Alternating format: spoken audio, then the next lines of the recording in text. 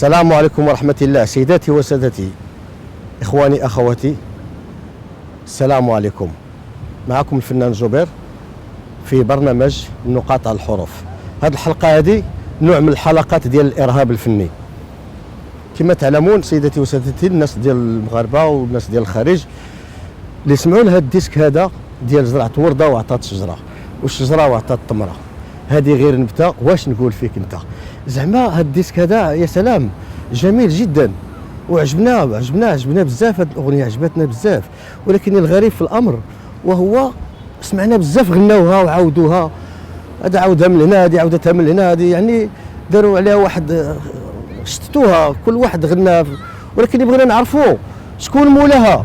دابا مولاها مسكين يلاه بادي، يلاه بدا هذا مولاها، هذا السيد هذا من القصيبه، يعني منطقه جميله من القصيبه، وعطانا هذا الاداء هذا بالوتار وداك الشيء يا سلام. وغنت معاه الكورال سميره معروفه غنيه على التعريف، ومازال اللقاء معها ان شاء الله. سميره يعني هي اللي دارت الكورال في هذه الاغنيه هذه، ولكن الناس راه ما عرفوش شكون مولاها، واغتصبوا هذه الاغنيه هذه كاملين.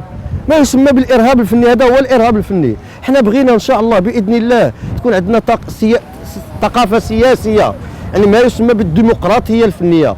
هذه جريمه فنيه هذه ارتكبوها هاد الناس هادو. مازال ان شاء الله عندنا لقاء مع السيد ولد القصيبه اللي غنى الاغنيه هذه، وشو سبحان الله العظيم، هاد السيد هذا عطى اغنيه زوينه وبغينا يزيد لقدام.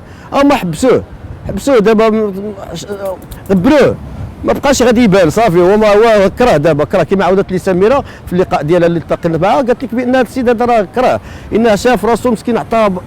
والغريب في الامر ليديتور، يعني المونتيج، واحد المونتيج من القراصنه، من دوك ما عرفتش كيفاش غادي نوصف هذا السيد هذا، شد الالبوم ديال هذا المغني هذا اللي ولد القصيبه، ودار فيه التصويره ديال حمد الله والدرويشه، الله يرحمك رويشه، سي محمد درويشه ما كانش يدير هذا الشيء هذا، واستغل هذه الفرصه هذه، استغل حتى الموت ديال سي محمد درويشه الله يرحمه، وشد حمد الله ودار تصويرته في هذه البانطه هذه ديال هذا السيد هذا اللي ولد القصيبه.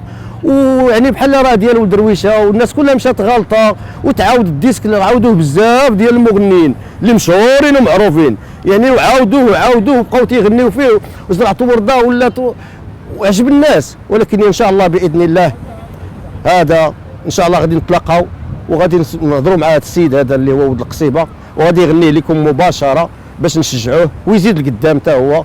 علاش لا يزيد حتى هو لقدام، لان عنده ما يقول. كيما عطاه الديسك يقدر يعطيه بزاف، هي تبقاو غير نتوما صافي، حتى واحد ما يزيد عليكم نتوما صافي، انتوما اللي غتبقاو حشومه. هذا الشيء راه ما يمكنش، هذا هو الارهاب الفني، ما يسمى بالجريمه الفنيه. وشكرا لكم سيدتي وسادتي، ومعنا لقاء مع الاخوان اللي في الشارع اللي هنا في المدينه، على باش نحاوروهم ويقولوا لنا الحقيقه ونسالوهم باش نعرف، باش انتم تعرفوا. شكرا لكم وشكرا لجاليه تي في، والى اللقاء في حلقه اخرى ان شاء الله.